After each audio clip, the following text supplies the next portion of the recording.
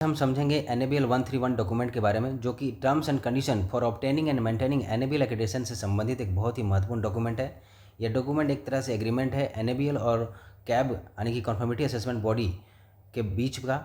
इसका मतलब है कि जब कोई लेबोरेटरी यानी कि कैब NABL एक्रेडिटेशन के लिए अप्लाई करती है या एक्रेडिटेड होती है तो उसे इन सभी टर्म्स एंड कंडीशन का पालन करना अनिवार्य होता है। सबसे पहला और महत्वपूर्ण पॉइंट है कैब के लिए कि कैब को हमेशा एप्लीकेबल स्टैंडर्ड जैसे कि ISO के जितने भी वर्जन्स हैं अलग अलग लेबोरेटरीज़ के लिए जो एप्लीकेबल हैं उनका अनुसार उनको काम करना होता है। साथ ही NABL के सभी लेटेस्ट डॉक्यूमेंट को इम्प्लीमेंट करना जरूरी है।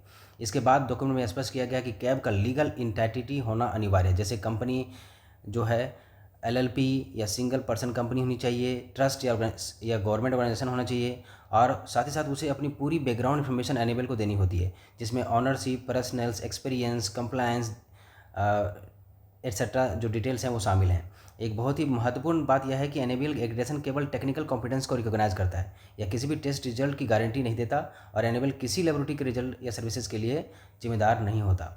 इसके अलावा एक्रेडिटेशन पूरी तरह से वॉलंटरी है और यह किसी भी स्टैट्यूटरी लॉ या गवर्नमेंट अप्रूवल का रिप्लेसमेंट नहीं है। लेबोरेटरी को सभी लीगल और रेगुलेटरी रिक्वायरमेंट अलग से फुलफिल करने होते हैं। अगर हम कैब के रिस्पॉन्सिबिलिटीज़ की बात करें तो कैब में क्वालिफाइड और ट्रेंड पर्सन होनी चाहिए, वैलिड टेस्ट मेथड्स यूज होने चाहिए, या फिर उसमें उसने अगर कोई नया मेथड डेवलप किया खुद से तो वो वैलिडेटेड मेथड्स का उपयोग करना होना चाहिए उसके पास। रिसोर्सेज जैसे कि इक्विपमेंट, CRM, इंफ्रास्ट्रक्चर अवेलेबल होने चाहिए। NABL को किसी भी मेजर चेंज की जानकारी तुरंत देनी होती है। एक बहुत ही महत्वपूर्ण रिक्वायरमेंट है कि कैब को प्रोफिशिएंसी टेस्टिंग में पार्टिसिपेट करना पड़ता है। साथ ही साथ एक लैब के पास प्रोफिशिएंसी टेस्टिंग PT प्लान भी होना चाहिए और इंटर लेबोरेटरी कंपैरिजन प्लान भी होने चाहिए। साथ ही साथ उसके लैब के सारे इक्विपमेंट्स कैलिब्रेटेड होने चाहिए। और टाइमलाइन की बात करें तो on site assessment interval 24 month से अधिक नहीं होने चाहिए। रिन्यूअल एप्लीकेशन एक्सपायरी होने से पहले ही सबमिट करनी होती है। जनरली 6 मंथ से पहले ही हमें रिन्यूअल एप्लीकेशन सबमिट करना होता है। डिले होने पर एप्लीकेशन फ्रेश से माना जाएगा। इसके अलावा कैब को NABL असेसमेंट टीम को पूरी तरह से कॉपरेशन देना होता है, जिसमें सभी रिकॉर्ड्स के एक्सेस देने होते हैं, स्टाफ कॉम्पिटेंस चेक करवाना होता है, साइट विजिट अलाउ कराना शामिल होता है। इस डॉक्यूमेंट में इम्पार्शलिटी और इंटीग्रिटी पर भी बहुत जोर दिया गया है। कैब को हमेशा अनबायस्ड और प्रोफेशनल तरीके से काम करना होता है।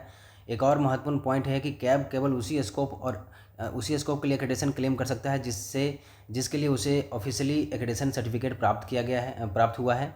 NABL लोगो या एक्रेडिटेशन स्टेटस का मिसयूज़ करने पर स्ट्रिक्ट एक्शन लिया जा सकता है और आपका सस्पेंड किया जा सकता है। इसके अलावा फीस और कॉन्फिडेंशियलिटी को मेंटेन करनी है।